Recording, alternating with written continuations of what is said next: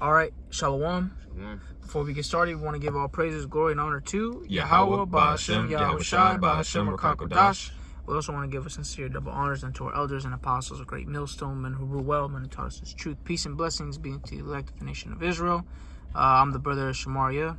And brother Asa. Brother Azaria.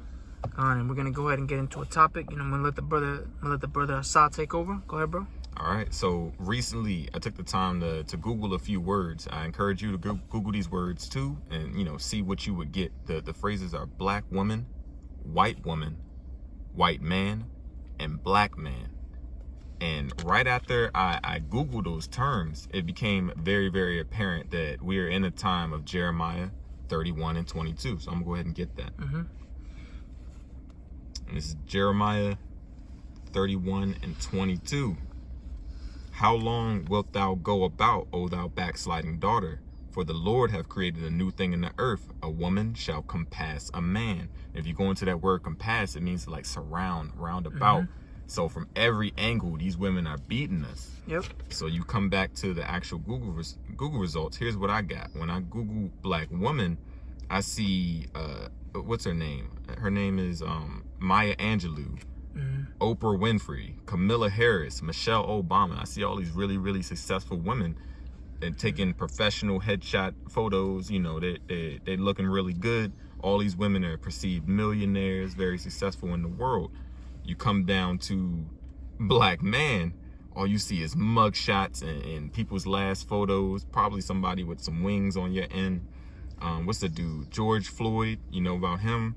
There's the other dude, I don't even know his name. 25-year-old black man running through suburban Georgia. You see one of the last photos of him alive. Then you got the other two photos that pop up for me are of black men who put out articles about how upset they are about black men dying. So it's either black men dead or talking about black men dead. There's no way around it. It's all negativity basically. Mm-hmm. And you see positivity centered around the so-called black woman today. She's being exalted, and guess what? When you read, like the brother read in Jeremiah 31:22, a woman shall compass a man, and that's a new thing in the earth. That's not a normal thing, So, compass a man, running circles around a man, essentially, because even when you read it in the Spanish, because, my blue letter, I got the Spanish right next to it, it has that same word for compass, to basically run circles around a man,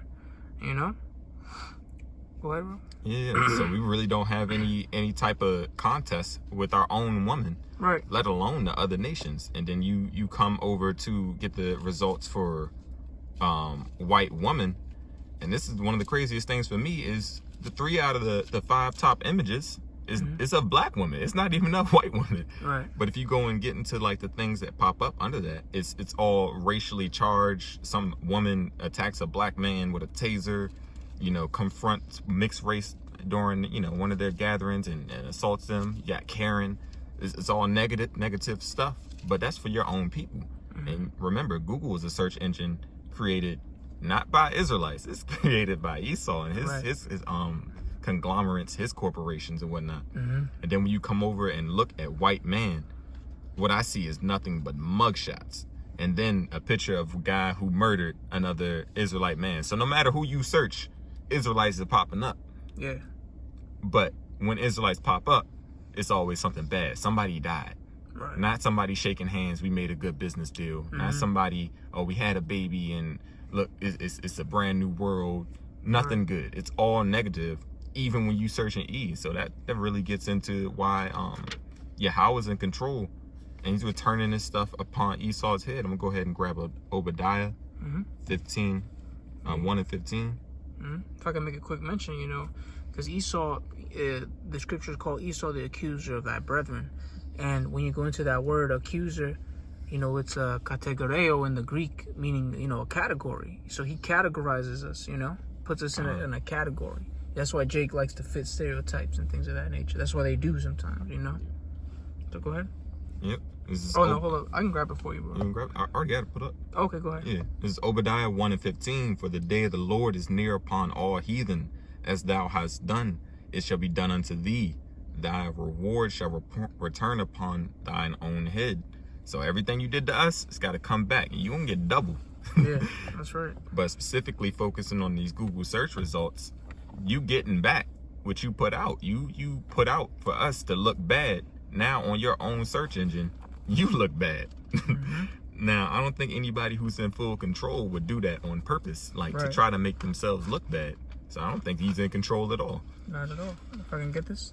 Fine. Galatians 6:7, be not deceived, the Most High is not mocked. For whatsoever a man soweth, that shall he also reap. And now Esau is going to reap those rewards, of the things that he's done unto us. And what's one way you think of Esau, mocking the Lord? Well, for one, he takes the covenant of the Lord in his mouth. He says he's the chosen people. Also, he took us, he slandered us, slandered those that are in heaven. That's why the scriptures speak about he blasphemed the angels and things of that nature. So he has to pay for those things that he has done. And that's why the reward is going to come back onto him double for those things that he's done. He's reaping that now. His own image is failing him, I made a video on It's a Spirit because, he's not going to be called liberal anymore. Esau's not going to be that sign of nobility anymore. So.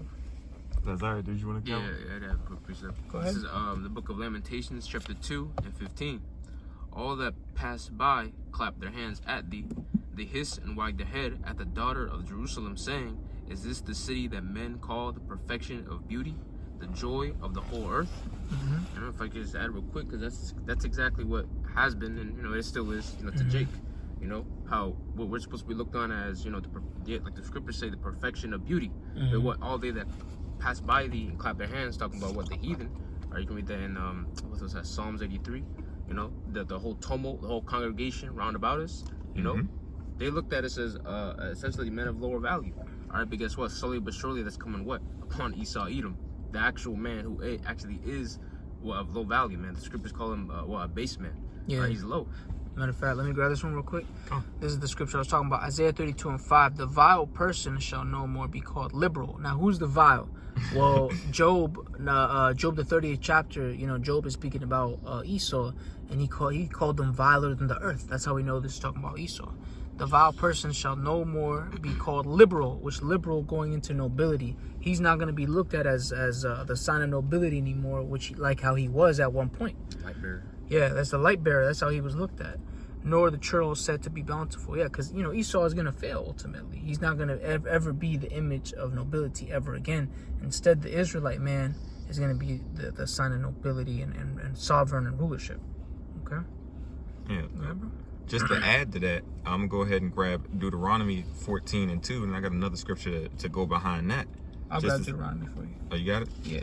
Because basically, what you're seeing is Esau is about to be being pushed into his proper position, which is at the base, the bottom of all people, and we're being uplifted. Yeah. But go ahead. Yep. Deuteronomy 14:2. For thou art an holy people unto the Lord Yahweh, while Yahweh Shai thy power.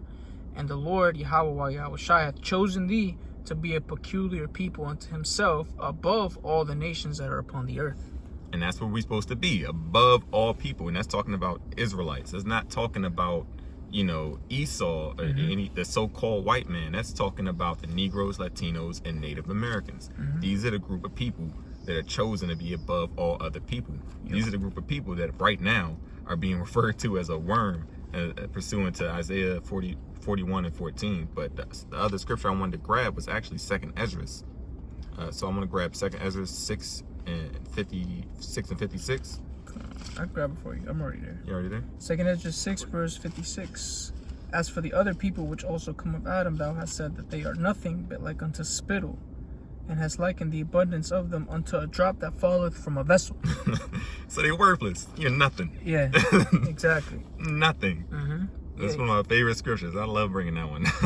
Khan, because ultimately the Lord already chose who's going to be the rulers of the earth. Right now it's given unto the heathen. It was given to the heathen for that season, but soon it'll be given back to the rightful owners, in due season, and we're coming into that. We're coming into that, changing of rulership, man. That's why you see, Israelites, even you could even see it with the regular Israelite carry themselves more different, man. They look better than Esau, man.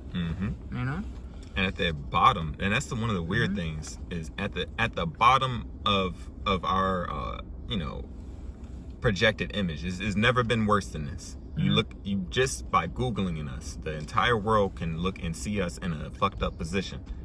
But even in that state, Esau's women is trying to get with us. Yeah. Even in that state, the other nations' women is trying to get with us. Yeah. Even in this state, we're still better than them. And that's wild. Yeah.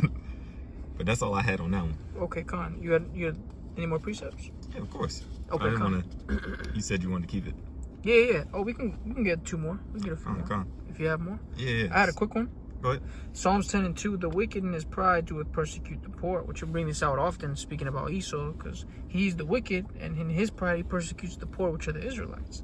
Let them be taken of the devices that they have imagined. Right, because one of the devices that Esau has against us is the media. That's what he's using to paint us as killers and gangsters, thugs, and our women as whores. But those devices are now falling on him. Now he's being looked at as that as well. Like the brother brought out, when you Google those phrases, you see nothing but negativity when it comes down to the so-called white man, so-called white woman, Yeah. So, yeah, man, they're gonna be taking devices that they have imagined. The ultimate device they're gonna be taken with is those missiles at the end, And guess who devised it? Them. Yeah, they devised it.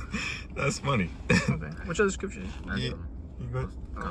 Real quick, this is Psalms 83:3. It says, they have taken crafty counsel against thy people and have consulted against thy hidden ones. Yep. All right, and if you read the verse prior, verse 2, it says what thy enemies are make a tumult. That what they're together against us. Okay, and the brothers have mentioned, they're a part of that. Part of what they have come up with, what the crafty counsel, all these other devices, like the microchip, the missiles, like the brother mentioned. Even concerning Google, the search engine, you can find the truth on something that Esau, right, and back in the 60s, with the internet, with the television, able to record things of that nature. Guess what? You can find the truth on something that Esau's platform, and what the truth speaks against this man, So even something as simple as that, okay, our enemies and that crafty counsel, ultimately the tools that they have imagined, all right, it's gonna fall upon them, Dramatic. Yep. How many more did you have? Only it's only really relevant to bring out a few more. So Okay. I'm gonna just grab the ones in Genesis. It's like a couple. Okay, come on. Go ahead. Yeah. So this is Genesis 27:38, and this is Esau talking to his father Isaac. And Esau said unto his father, hast thou but one blessing, my father? Bless me, even me also, O my father. And Esau lifted up his voice and wept. So he's over here crying, trying to get a blessing, because this is right after Jacob had, came to claim what was rightfully his, because Esau sold it in the first place. And Isaac, his father, answered and said unto him, behold, thy dwelling shall be the fatness of the earth, and the dew of heaven from above. And by thy sword shalt thou live. And I'm gonna stop that right there, because that's what he's doing. He's using his sword to destroy us. And he's got the whole world. He's got all his social media and everything. He got Google totally under his control. Well, totally made by him. Yeah. And totally not in his control. This is blessing. You go into that word sword, it means destruction. So to take our image and destroy even that, like, that's something I wouldn't even thought of. Just the perception of me before I walk into the room is already automatically negative. People are already saying, we gotta watch him.